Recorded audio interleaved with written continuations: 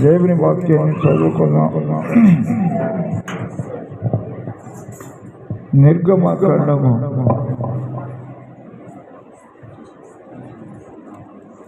24వ అధ్యాయం 8వ వాక్యం.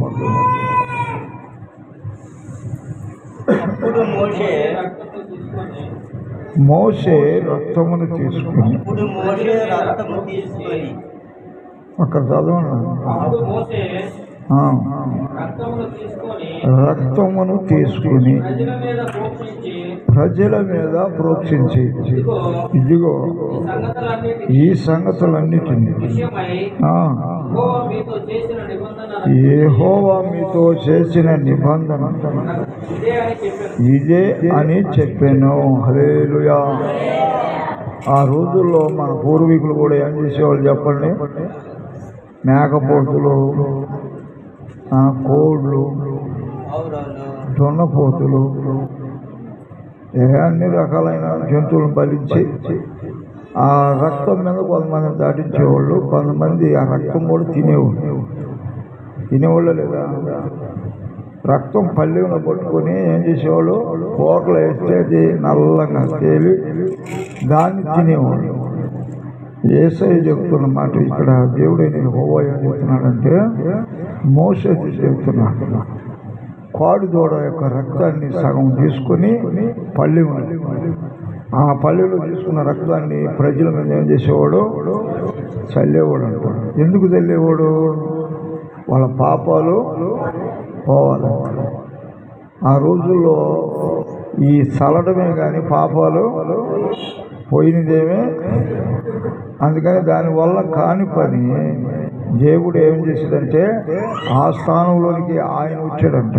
ఎవరు వచ్చారు? యేసు ప్రభు వచ్చాడు. యేసు ప్రభు రాకపోతే మనకి ఈరోజు విడుదల అనేది ఉండేది కాదు. అన్ని జనులుగా మనం రక్షించబడి ఉండేవాళ్ళము కాదు. అది ఇజ్రాయేల్ ప్రజలకే కానీ మనకే కాదు. అందుకని మానవాళ్ళ అందరి కొరకు ఆయన ఏం చేశాడో భూమి మీదకి వచ్చి బలి అయిపోయింది. అందుకని దానివల్ల కాని పని. దేనివల్ల? పాత నిబంధనలో ఉన్న రక్తం ద్వారా ఏ మనుషుడు పరిశుద్ధపరచబడని ముందుగానే గమనించి దేవుడు ఇది నిబంధన రక్తం అన్నాడు. కానీ కొత్త నిబంధన రక్తం వస్తుందని ముందుగానే ప్రవక్తల ద్వారా దేవుడు పలికించిన మాటలు కొన్ని ఉన్నాయి. యెషయా గ్రంథం 50వ అధ్యాయాన్ని మనం చదివితే యేసు ప్రభు ఈ భూమి మీదకి రాకముందునే చెప్తున్నాడు. చూడండి, యెషయా గ్రంథం 50వ అధ్యాయాన్ని మనం గమనించి చదివితే యేసు ప్రభుని గురించి స్పష్టంగా రాయబడిన మాటలు అక్కడ ఉన్నాయి మనకి. 50వ అధ్యాయం మొదటి వచనం నుండి 3 ఆ కింద ఇంకొక మాట ఉంటుంది. ఆయన ఆ గడ్డమును పట్టుకొని పెరికిరి అని ఉంటుంది. చదువు. కొట్టిరి, పెరికిరి అని ఉంటుంది. చూడండి.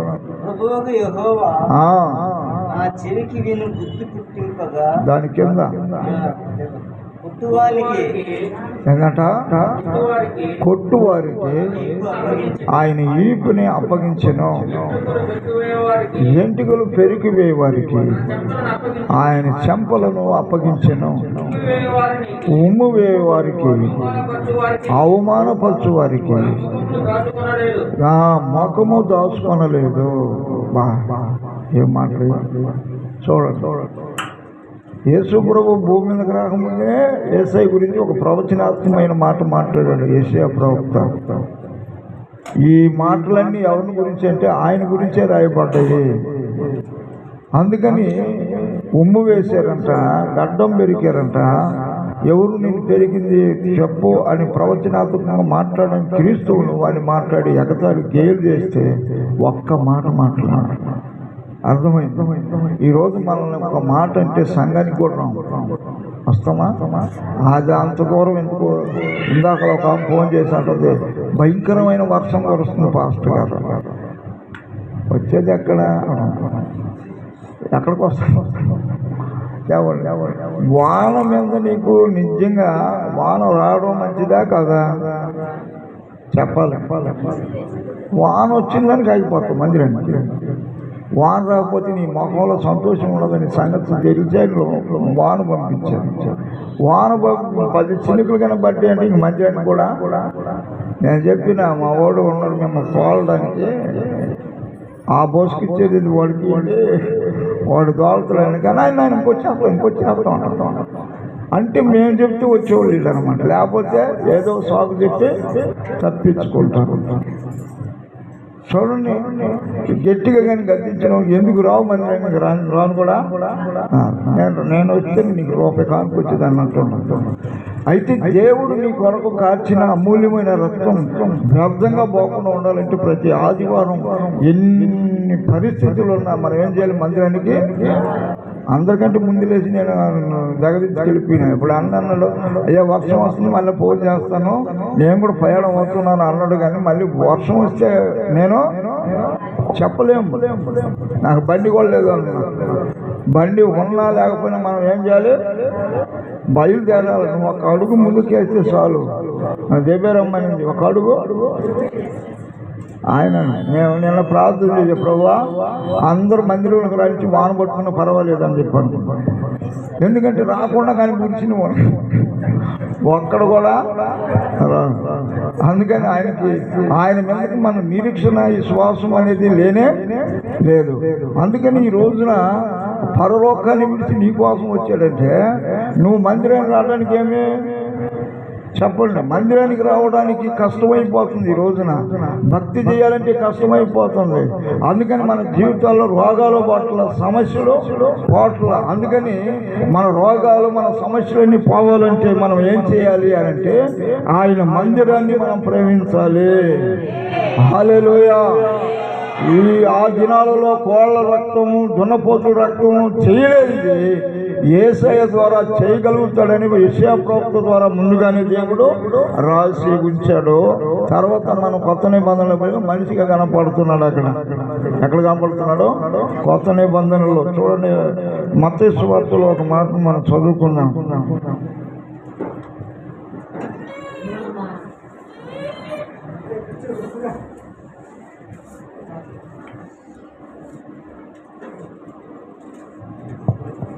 చూడండి, ఒక మాటను మనం చదువుకుందాం. మత్తయి సువార్త 26వ అధ్యాయము 14వ వాక్యం కూడా చదువుకుందాం. లేకపోతే 26 చదవండి. 26 చదవండి. 26 చదవండి. వారు భోజనము చేస్తుండగా యేసు ఒక రొట్టెను పట్టుకొని దానిని ఆశీర్వదించి తన శిష్యులకు ఇచ్చి, మీరు తీసుకొని తినండి, ఇది నా శరీరము. మరియు దీన్ని పట్టుకొని కృతజ్ఞతాస్తుతులు చెల్లించి వారికిచ్చి, దీనిలోనిది ఉన్నదంతా మీరు తాగండి, ఇది నా రక్తము, అనగా పాప క్షమాపణ నిమిత్తము అనేకుల కొరకు చిందించబడుతున్న నిబంధన రక్తము. ఇది ఒరిజినాలిటీ. హల్లెలూయా. ఆ దినాలలో కార్చబడిన రక్తం ఒరిజినాలిటీ కాదు. ఒక వ్యక్తి పాపం చేస్తాడు, మరి ఇంకొక కోడి తోడు తీసుకొచ్చి మళ్ళా బలి చేసి పైన రక్తం చెల్లిస్తే వాడు పాపం పోలేదని దేవునికి తెలిసే ఆయనే వచ్చి ఏం చేశాడు? ఆ నిబంధన రక్తాన్ని చిందించి ఆయన యొక్క రక్తమును తాగాలని దేవుడు కోరుకుంటూ వాళ్ళ మీద ప్రోక్షించిన దినాలు ఉన్నాయి. ఇప్పుడు ఆ రోజుల్లో రక్తం చిందించి వాళ్ళ మీద ప్రోక్షించబడితే వాళ్ళలో శాపం కానీ పాపం కానీ దరిద్రత కానీ కుటుంబాలలో ఉన్న ఆ రోగాలు కానీ పోలేదు. కానీ యేసయ్య ఎప్పుడైతే భూమి మీద కూర్చి తన రక్తాన్ని చిందించాడో ఇప్పుడు ఏమంటాడు? ఈ నిబంధన రక్తం ఎవడైతే తాగుతాడో నిత్య జీవం కలిగిన వాడు. చప్పట్లు కొట్టి దేవుని మహిమపరచం కలిగా హల్లెలూయా. దేవుని యొక్క నిబంధన రక్తం అనేకుల కొరకు చిందించబడుతుంది. ఇప్పుడు మన అయ్యగారు చెప్పాడు కదా, అపోస్తలుడైన పౌలుగా లేనప్పుడు సౌలు కోసం, దుర్మార్గుడి కోసం, వ్యభిచారుల కోసం, భయంకరమైన అబద్ధికుల కొరకు చిందించబడిన రక్తము ఏదయ్యా? ఆ రక్తం అంటే క్రీస్తు రక్తమే. ఇది నిబంధన రక్తము. అందుకని ఈ నిబంధన రక్తం ఏం చేస్తుందంటే మనిషిని పరిశుద్ధుడుగా మార్చుతున్నది. చెప్పండి గట్టిగా హల్లెలూయా.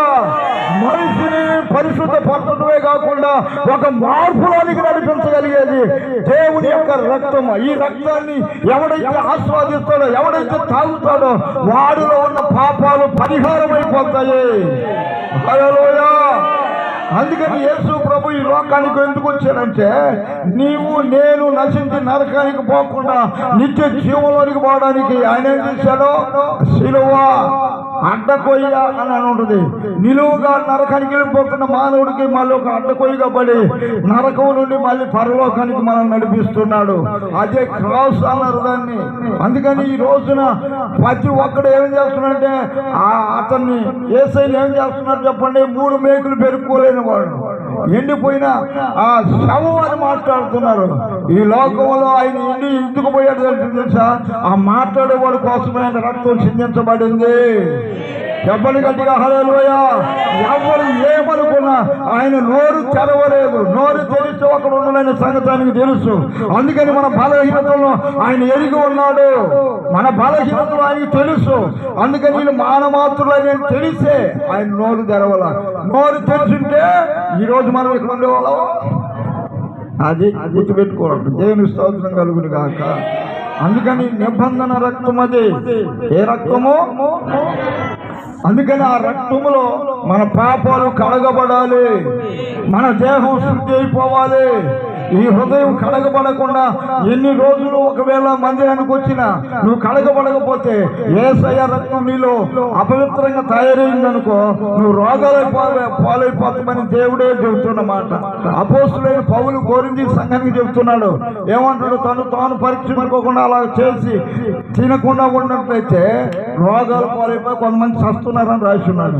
ఎందుకు ఆ విధంగా రాశాడు? ఈరోజు శనివారం వచ్చి ఏం చేయాలి? మనం శనివారం వచ్చి ఏం చేయాలి?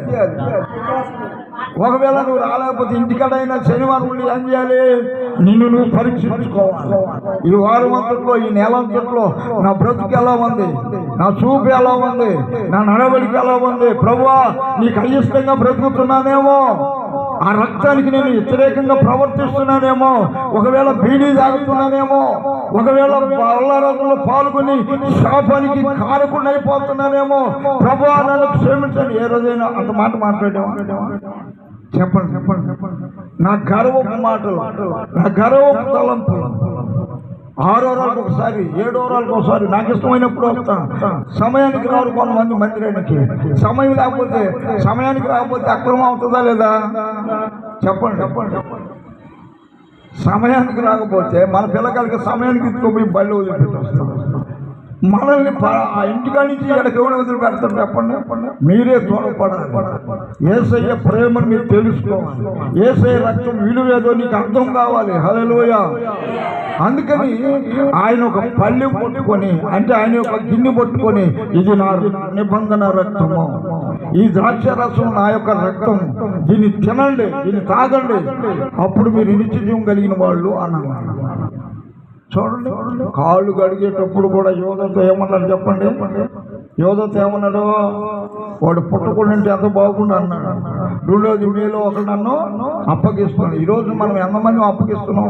క్రమాన్ని దొంగిలిస్తున్న వాళ్ళందరం మనం క్రమం తప్పిన వాళ్ళం కదా. వాక్యానుసారంగా ఇప్పుడు బ్రతుకుతున్నాం. మనం 12 గంటలకు ఒకరు, 11:30కు ఒకరు, ఇష్టమైతే వస్తారు, ఇష్టం కాకపోతే ఇంటికాడ కూర్చుంటారు. ఇలాంటప్పుడు బలారాధన తీసుకోవచ్చా? చెప్పండి, తీసుకోవచ్చా? ఉపవాసం లేకుండా తీసుకోవచ్చు. నేను చెప్పండి, ఉపవాసం శనివారం ఉపవాసం ఉన్న వాళ్ళందరూ చెప్పండి, చేయలేకపోతే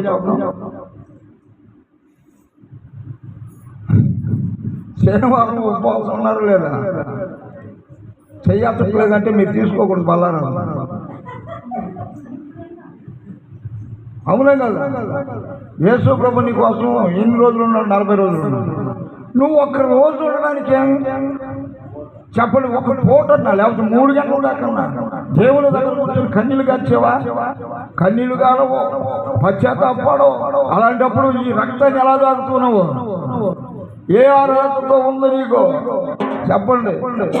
యేసు ప్రభు మా బాబుతో తీసుకుని 40 రోజులు ఉన్నాడు అరణ్యంలో. నీళ్లు కూడా తాగాలి, మనమైతే టీ కూడా తాగకూడదు. ఆయనకి నీళ్ళు ఎవరు ఇచ్చారు అరణ్యంలో చెప్పండి.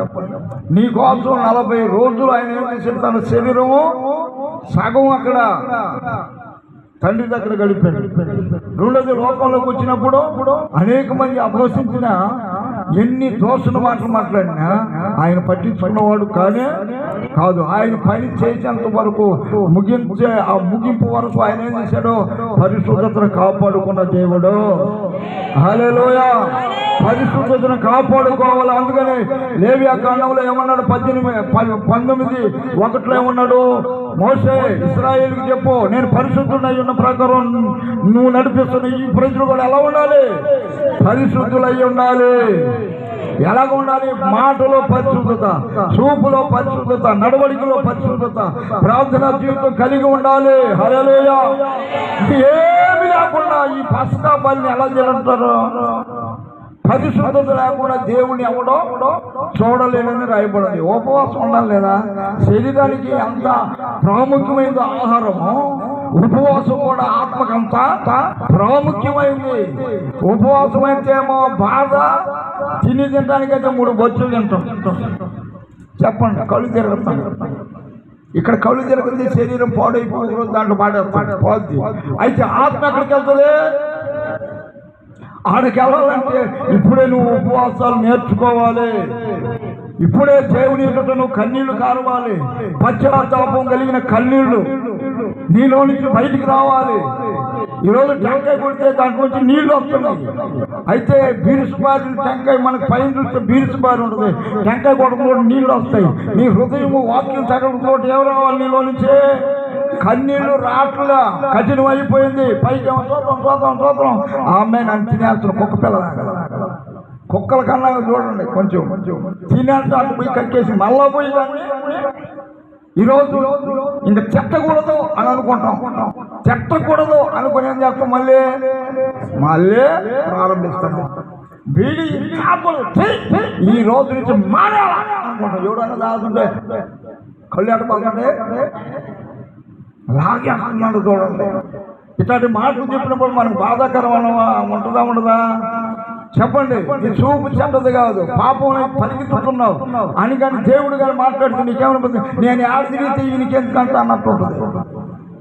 నువ్వు ఏడ తిరిగితే నాశనం అయిపోతావని ఆయన ముందుగానే నేను ఏం చేస్తున్నాడు, హెచ్చరించి గద్దించి నీకు బుద్ధి చెప్తున్నాడు. బుద్ధి చెప్పిన వాడు ఎవడో అంటాడు బైబిల్లో. అర్థం కదా? దేవుని మందిరంలో ప్రజలు ఎలా ప్రవర్తించాలో నేర్చుకోవాలి. హల్లెలూయా. దేవుని సన్నిధిలో ప్రజలు ఎలా ప్రవర్తించాలో కూడా చెప్తాడు పౌలు. తిమోతికి రాస్తూ చెప్తాడు, అనేక మంది జనులు దేవుని మందిరానికి వచ్చి వాళ్ళ ప్రవర్తన ఎలా ఉందో ఒకసారి గమనించు అంటాడు. ఈరోజు దేవుని సంఘానికి వచ్చి నేను జీవితంలో తలెత్తుకునే అనుభవం ఉండవు, తలదించుకునే అనుభవం ఉండవా? ఎప్పుడు చూసినా నేను పాపం చేస్తున్నా పాపం నన్ను క్షమించమంటే రాకడ దాకా క్షమిస్తానే ఉంటాడు. ఆయన నువ్వు చేసే పాపాలన్నింటినీ ఆయన రాకడ వచ్చినాక బీడీ వేస్తానే ఉంటే, ఆ బల్లారాజు తింటానే ఉంటే నేను క్షమిస్తానే పోతాడు ఆయన. చెప్పరేంది? ఇంకెప్పుడు మారుతావు నువ్వు? నీ పాపపు జీవితాన్ని ఇప్పుడు మారుతావు? అమూల్యమైన రక్తం చేత కడగబడి మళ్ళా తిరిగి పంది వలె నువ్వు బురదలో పడుతూ ఉంటే ఎలకాలం పందిని ఎప్పుడు కలుగుతాడు? చెప్పండి. పందిని కడిగాడంటే ఒక యజమానుడు కడిగితే దాన్ని పోయి బెడ్ మీద పండేసాడంట. 10,000 రూపాయలు బెడ్ మీద పండేసి బిర్యానీ తీసుకోవడానికి పోయేలకి ఆ కింద మురుక్కాల బాగుంటే ఆ వాసన తగినట్టు అయితే ఆ కంతకాల పోయి ఈ కంతకాల పోయి చూస్తుందంట. ఏంటినప్ప ఇంతలో వాసన ఎక్కడ ఉందో అయ్యి ఇంతలో బిర్యానీ కంటే బాగా కమ్మటైన వాసన ఆయన చూసి తలుపు ముడితే నెట్టేసి నేరుగా పోయి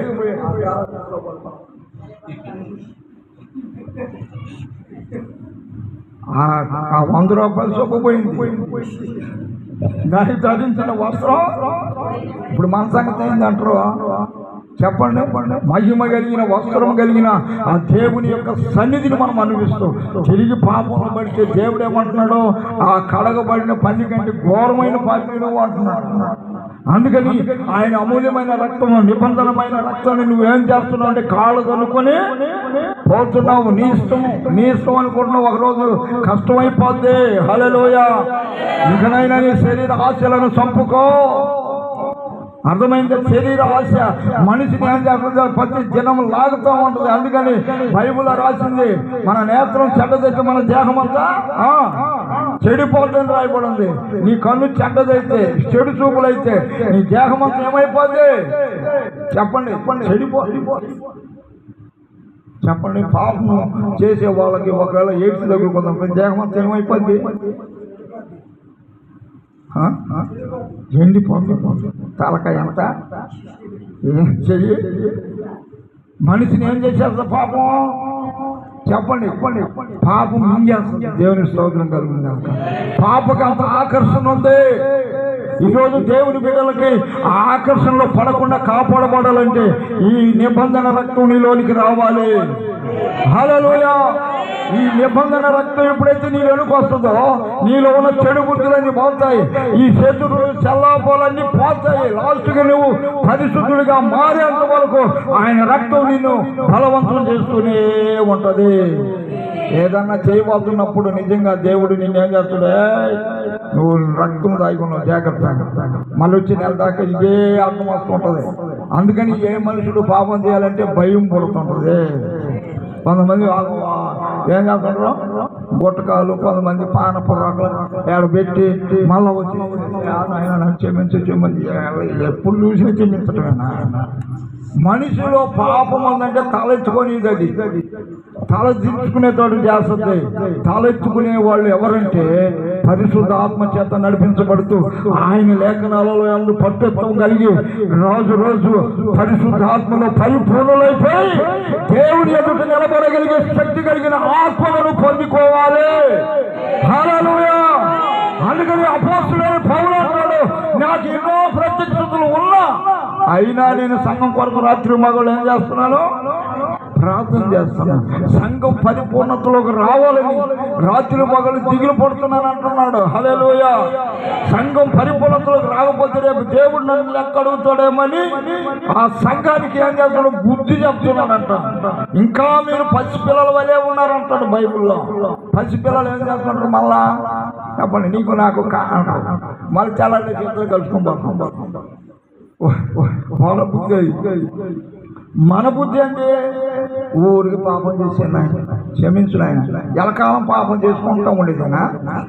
ఎప్పుడు పాపం అంటుంటే ఆ పాపం నిన్ను ఏవతుందని వాక్యం చెప్తుంది. పాపం నుండి బయటికి రావాలంటే ఏం చేయాలి? దానికి నాకు ఎలాంటి సంబంధమో లేదు. హల్లెలూయా. బాప్తిసం తీసుకున్నప్పుడే కడగబడ్డావు.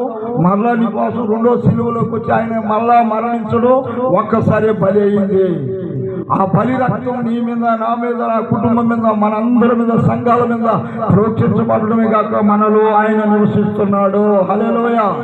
మోషే అహరోను తెలియజేసిన గొర్రె పిల్ల రక్తం, మోషే అహరోను తెలియజేసిన దారబంధపు నిలువ కమ్ముల పైన కమ్మె మీద రక్తం,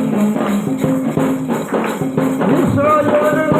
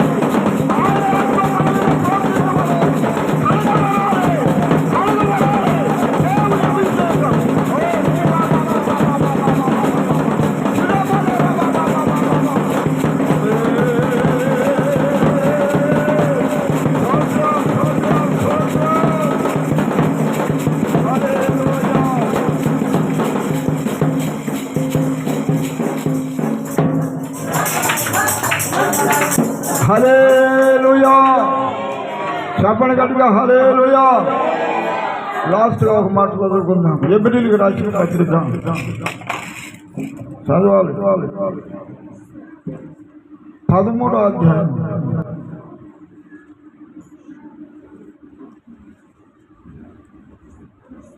20వ వాక్యం 21వ వాక్యం. గొర్రెల కాపరైన గొప్ప యేసు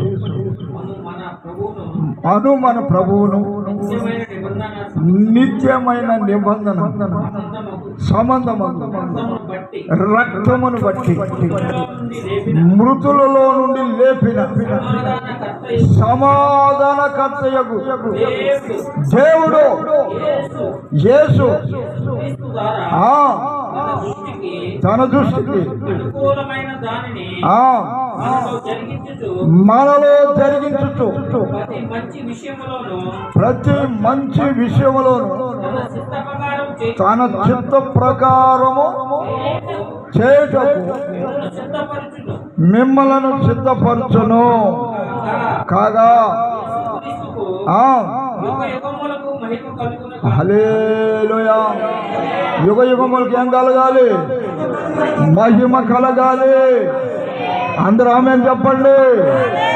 ఆయన చిత్తం చెప్పండి. ఆయన చిత్తానుసారంగా మనము చెయ్యాలి. ఆయన క్రమము చొప్పున ఇట్లని మనము తినాలి. అలాగనే మనము ఆయన చిత్తానికి లోబడి మనం జీవించాలి. ఇది ఏ రక్తం అంటే నిబంధన సంబంధమైన రక్తం. హల్లెలూయా. ఈ నిబంధన రక్తం కిందకు వచ్చిన వాళ్ళందరూ ఒకరోజు మేఘాల మీద యేసయ్య వచ్చినప్పుడు మనకి ఏ హెలికాప్టర్ లేకపోయినా మనల్ని అలా తీసుకుని వెళ్ళిపోతాడు పరిశుద్ధాత్మ. శబ్ద హల్లెలూయా. బైబిల్లో బుద్ధి లేని కణికలు, బుద్ధి కలిగిన కణికలు ఉన్నారా? అందరు చెప్పండి. ఇద్దరు ఉన్నారా?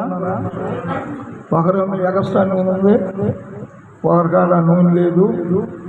అమ్మవారి కాడికి వెళ్ళి మీరు కొనుక్కొని రండి. ఈ లోపల ఒకళ్ళు వస్తే మేమేం చేయలేము. మా నూనె మీకు మేము పోయలేము. అందుకని వాళ్ళు ఎక్స్ట్రా తీసుకున్నారు సిద్ధపడిన వాళ్ళు. ఇప్పుడు సిద్ధపాటు లేని వాళ్ళు అంగటికి పోయి వచ్చి లగేజ్ ఇచ్చారు, లోపలికి వెళ్ళిపోయారు. ఎవరు? అందరు చెప్పండి మర్యాద. అందరు ఎక్కడికి వెళ్ళిపోయారు? పాస్టర్ కదా. బుద్ధి కలిగిన వాళ్ళు. మీరు బుద్ధి కలిగిన వాళ్ళేనా? చెప్పండి. అన్నీ మన వాళ్ళు చెప్పండి. ఎటు చెప్తే ఎట్లా వస్తుందని. బుద్ధి కలిగిన కణికలు, బుద్ధి లేని కణికలు. వాస్తవం మంచిది. అంటే ఇప్పుడు బుద్ధి కలిగిన వాళ్ళు లోపలికి వెళ్ళారా లేదా? వెళ్ళిపోతారు. ఇంకా పోయినారండి. బుద్ధి లేని వాళ్ళు, బుద్ధి కలిగిన వాళ్ళు కదా. బుద్ధి కలిగిన వాళ్ళు ఎక్కడికి వెళ్ళిపోయారు? లోపలికి వెళ్ళిపోయినారు. ఇంక వెళ్ళిపోతారు పర్వాలేక. ఎందుకు పోవాలా లెక్క ప్రకారం అంటే ఇంకా లెక్క కావాలా? అదే కదా, నమ్మకం లేదు. చెప్పండి. ఇప్పుడు సిద్ధపడిన వాళ్ళు పోతారా లేదా? దయ్యం అడగండి. మీరు ఆగండమ్మా. మేమిద్దరం బుద్ధి కనుగొనే వాళ్ళు పోతారా లేదా?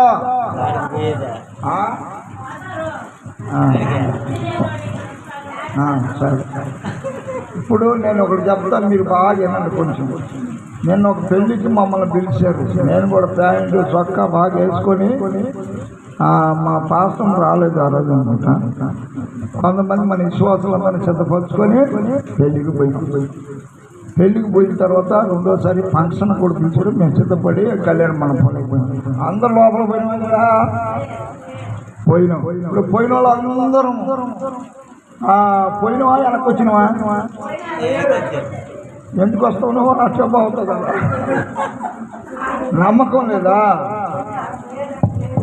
ఎందుకు లేదా? అది కూడా అదే. అందుకని సిద్ధపడిన వాళ్ళు కూడా బారు వాళ్ళు ఆడదాకంటే బొచ్చేదాకా పోతారు. ఎక్కడికే బొచ్చు ఉంటుంది, లైన్గా పెట్టుంటే ఆడకపోయేదని మనం ఇటు పెట్టి వాడు వేస్తాడు దాంట్లో. వేసిన తర్వాత ఫుల్లుగా తిని టాటా అంటాం. ఎవరికి? పెళ్లి కుమారుడికి పెళ్లి కుమార్తె. ఇప్పుడు ఎవరు పోతారు పెళ్లి కుమార్తెతోటే? పెళ్లి కుమారుడితోటే సిద్ధపడిన వాళ్ళు బారు. మర్యాదగా వినండి, మీరు కూడా సిద్ధపడి ఉంటే ఈ రోజైనా పెళ్లి కుమార్తెగా మారాలి. ఎలా మారాలి? మారకుండా నేను సిద్ధపడి వస్తున్నాను రోజు స్నానం చేసుకొని అనుకుంటే కుదరదు. పరిశుద్ధ అలంకరణ కావాలి. పెళ్లి కుమార్తె వలె మారాలి. మన యేసు పెళ్లి కుమారుడై ఉన్నాడు. ఆయన రాబోతున్నాడు మధ్యాకాశంలోనికి. ఎవరైతే పెళ్లి కుమార్తెగా తయారవుతారో, ఆ రోజు మేరగట్ట ట్రైన్లో పోతూ ఉన్నప్పుడు ఆమె నిద్రపోతూ ఉంది. సేవకురాళ్ళందరూ ఇట్లా ఉన్నారంట. ఆమె నిద్రపోతున్నప్పుడు దేవదూతలు వచ్చి అలంకరణ చేస్తుంటే అంత అలంకరణ అయిపోయింది. ఇప్పుడు పెళ్లి కొడుకు రావాలి కదా. పెళ్లి కొడుకు వచ్చే టయానికి ఏమందంట, ఇంకా సేవ ఉంది, కొంతమంది సిద్ధపరచాలి పెళ్లి కుమార్తెల వల్ల ఆగవలేదంట. అప్పుడే పోవాల్సిందా, ఇంకా కొన్ని రోజులు పెట్టాడు. ఎందుకంటే ఆట మంది కాబట్టి. ఈమె పెళ్లి కుమార్తె అయింది. ఈమె దగ్గర ఉండేవాళ్ళు పెళ్లి కుమార్తెలుగా అయినారో లేదో ఈమె జాగ్రత్త పడి ఆయన ఆఫీస్. హల్లెలూయా. ఈ రోజు నువ్వు పెళ్లి కుమార్తెగా తయారు కాకపోతే పెళ్లి కుమార్తె అనేలేకే పెట్టుకొని కాదు, అక్షయమైన అలంకరణ, గుణమనే అలంకరణ. గుణం లేకపోతే గుడిసేటు కూడా ఉందనుకో, నువ్వు పోతావు రేపు గుడిసేటు కూడా. అందుకని బైబిల్లో రాసి ఉంది, గయ్యాళి భార్యతో కాపురం చేసుకుంటే ఒక మూలం భార్య దొరికినోడికి ఏమి దొరికింది అది కూడా అని చెప్పాలి. భార్య దొరికినోడికి ఏం దొరికింది అది కాదు చెప్తాను చూడు. మేలు కాదంట, మేకు. అలాంటి భార్యలుగా ఉండొద్దు, అలాంటి భర్తలుగా ఉండొద్దు. మీరు ఎలాగా ఉండాలంటే సిద్ధపడి పోయినంత మాత్రం పరలోకానికి పోరు. ఎవరయ్యా పోతారంటే పెళ్లి కుమారుడితో పెళ్లి కుమార్తె మాత్రమే పోతారు. అతడు ఎక్కడికి పోతాడు, అక్కడికల్లా జిమ్ముకు పోతాడో లేకపోతే చెప్పండి సముద్రం తీరానికి పోతాడు, ఇంక ఎంట పెట్టుకొని పోతాడు. అనుమానికి పోయినా ఎంట పెట్టుకోపోతాడు. ఈ సిద్ధపడిన అంటే అంటాడు. ఏసై కూడా రేపు మధ్యాహ్నం పోతున్నాడు. ఏసై కూడా ఏమనబోతున్నాడు, మీరు అలంకరించబడలేదు అంటే ఏ అలంకరణ? తిమోతి రాసిన పత్రికలో ఉంటుంది, గుణమని అక్షయ అలంకరణ. తగు మాత్రం వస్త్రముల చేత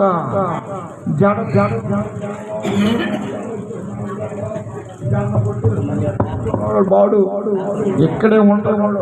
లోక సంబంధమైన వాడు పైకేమో తెర చీర కట్టుకున్నట్టు కనపడి లోపల చేయరాని పాపాలని కానీ చేస్తున్నారు అనుకో, వాళ్ళందరూ ఇక్కడ ఉంటారు. రేపు ఏసైతే ఎవరు వెళ్తారు తెలుసా? ఆత్మలో ఆనందిస్తూ, ఆత్మలో పరవశం చెందుతూ, రోజుకు ఆత్మలో శక్తిని పొందుకుంటూ ఏం చేస్తుంటారు?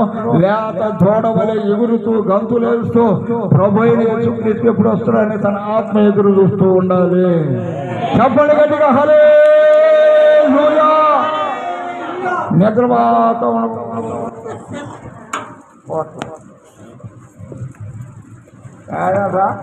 వచ్చిన కానీ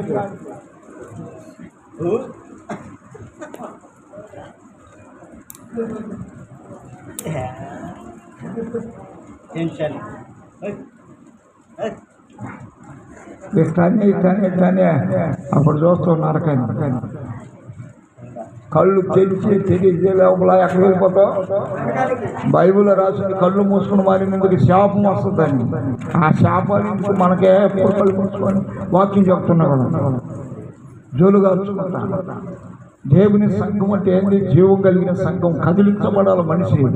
ఆత్మలో శక్తి పొందుకోవాలంటే ఈ సేవకుడు ఎంతలా నచ్చి ఆరాధన చేస్తున్నారు.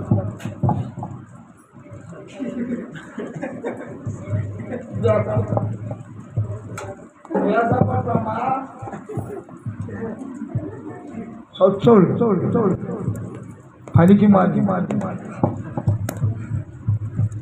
ఎక్కడితే మళ్ళీ డబ్బులు పోతాయి. ఎప్పుడు మా డబ్బులు మేమే నేనే పొందుకోవాలి. చప్పట్లు కొడితే కదా నాయన, చప్పట్లు కొడితే డాక్టర్ ఏమంటాడో నరాలలో ఉండే కూడా రక్తం కూడా మళ్ళా ప్రవహిస్తుంటారు. స్వచ్ఛోళ్ళు ఆరాధన చేయలేని చెప్పండి, పచ్చివాత కూడా మన స్తోత్రం కోలా అన్నాడు. వీళ్ళకి ఆ స్తోత్రం కూడా లేదు, బాగుంది ఊరు. అర్థమైందా? దేవుని ఆరాధించేటప్పుడు ఎలా ఆరాధించాలి చెప్పండి. దేవదూతలంతా 6 రెక్కలని అంటున్నారు.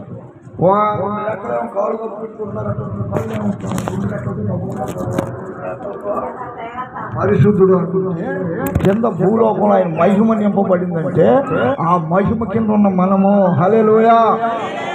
దేవదూతలు పరిశుద్ధుడు అంటే దేవునికి మహిమ తెచ్చే వాళ్ళుగా ఉండాలి, సంఘంలో ఉండేవాళ్ళు. హల్లెలూయా. పరలోకంలో ఉండే దేవదూతలు తొంగి చూస్తున్నారు. భూలోకంలో ఇంత మహిమ ఎక్కడి నుంచి ఉంటుందంటే ఆయన రక్తం చేత కడగబడిన మనము. హల్లెలూయా. ఆయన రక్తంలో కడగబడిన మనము ఆయనకి కీర్తి తెచ్చేవారుగా ఉండాలి. హల్లెలూయా. అందుకని ఎప్పుడు స్తోత్రాలు చెల్లిస్తూ ఉండాలి. ఇంట్లో గాన ప్రతి గానాలు చెల్లిస్తూ ఉండాలి. ఆ గానాలు ఉండవు, ఆ గానాలు ఉండవు. సినిమా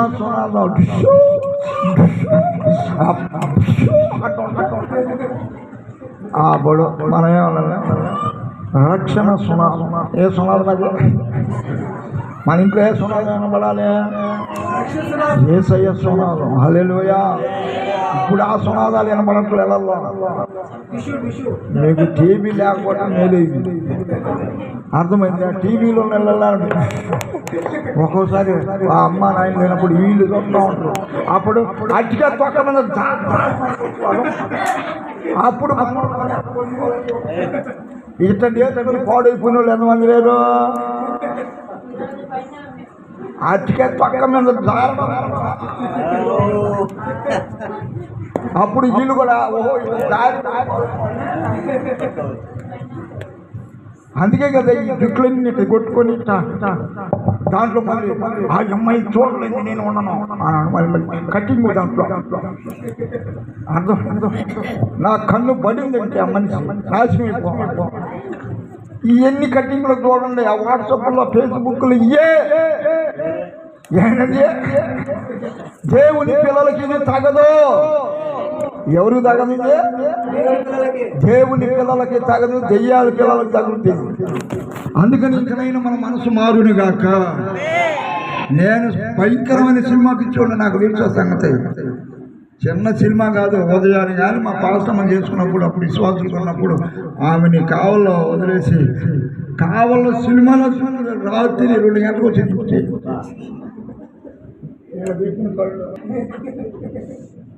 అప్పుడు వచ్చేళ్ళకి నిద్రపోతుంది. ఇప్పుడు వచ్చినవి చెప్పి కూడా ఆడమ్మా అంటుంటారు. అంత పిచ్చోడిని యేసయ్య పిచ్చి మంచి. హల్లెలూయా. యేసయ్య పిచ్చి లేకపోతే ఎప్పుడో చనిపోయిన నరకానికి వెళ్ళిపోయినాం. మన బలం మన శక్తి గాలిదే. హల్లెలూయా. అందుకని 5 కిలోమీటర్లు కూడా నడిచిపోయేది కాకినాడలో సినిమాకి. ఆ రాత్రి ఆ కట్టమని పోతుంటే ఒక ఆమె మన జయమంతలాగా అయ్యా ఆ దేశం యవనస్తులు నాశనం అయిపోతున్నారు. అప్పుడు అది ఎన్నా నేను పోతున్నా దోవన ఆ మాట నా చెవుని పడితే ఆ నాశనం అయిపోండి నేనే కదా పోతాను. ఎట్ట ఉంటుంది చెప్పండి? యవన కాలం ఎట్ట ఉంటుంది? ఆడబడితే ఆడ చూసేస్తూ ఉంటుంది.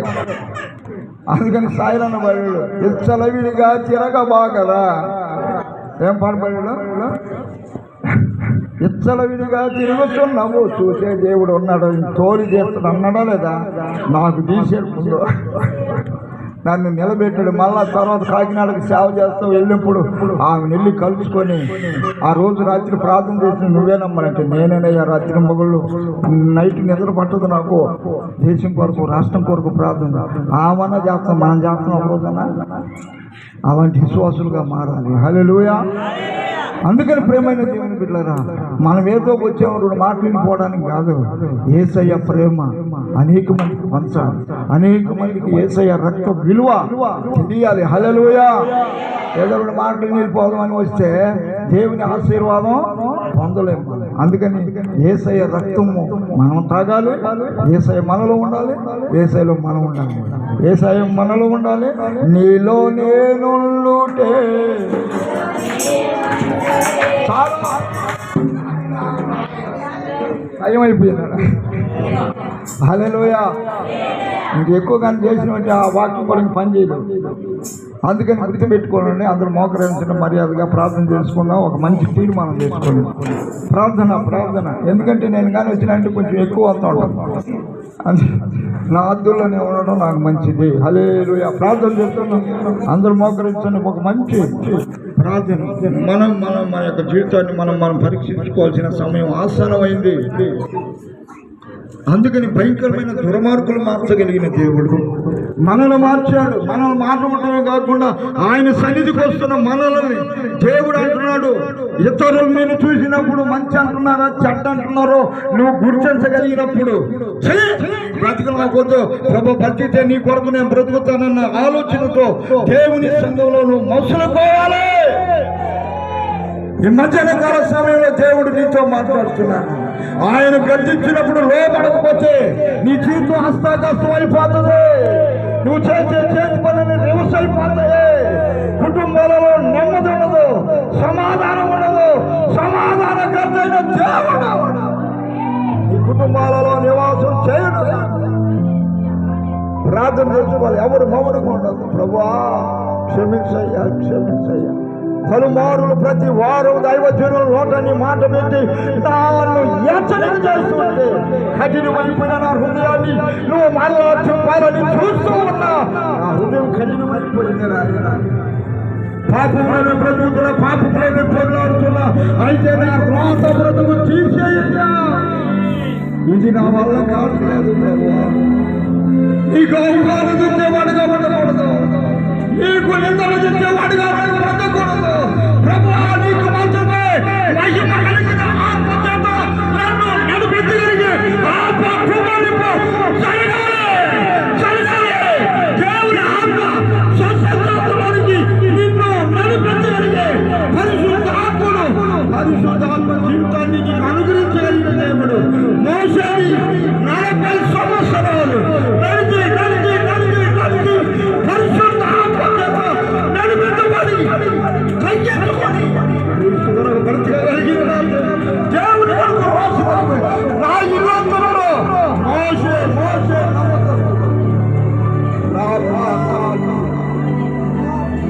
దేవుడు సర్వశక్తి కలిగింది. నువ్వు అనుకున్న మానవుడు కాదు.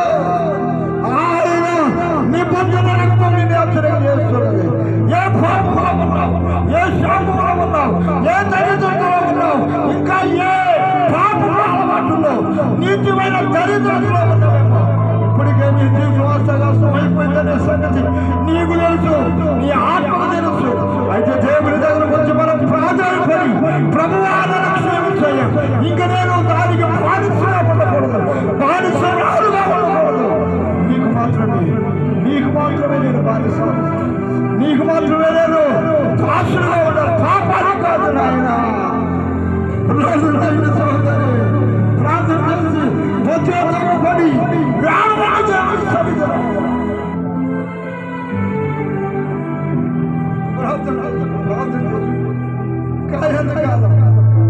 లోకాలు విడవకుండా లోకాశంలో పడిపోతే నీ భయంకరమైన దొరకస్తే చాలా తీవ్రంగా ఉంటుంది. లేఖనంలో రాయబడాలి. ప్రభువైన యేసుక్రీస్తు త్వరగా రాబోతున్నాడు. ఆయన మన ఎదురుకునే సమయాలు ఆసన్నమవుతున్నాయి.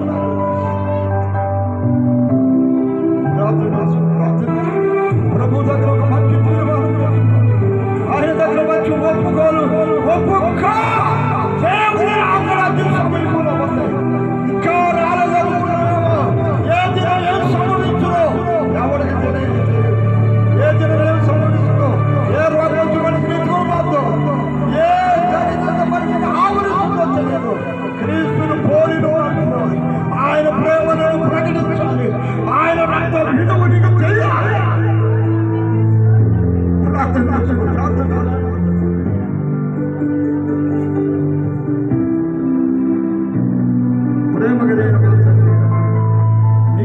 వందనాలు స్తోత్రాలు చెల్లిస్తూ బలారాధన కొరకు ఎదురు చూస్తున్న నీ బిడ్డను సిద్ధపరచమని ప్రార్థన చేస్తున్నాను. నీ వలె మారాలి, నీ మహిమ కొరకు వాడుకుని భద్రపరచు. యేసు శక్తి నామములో స్తుతించి ప్రార్థించి పొంది ఉన్నాము తండ్రి. మేము కానుకలు వేసుకున్న తర్వాత బలారాధన తీసుకున్నాం.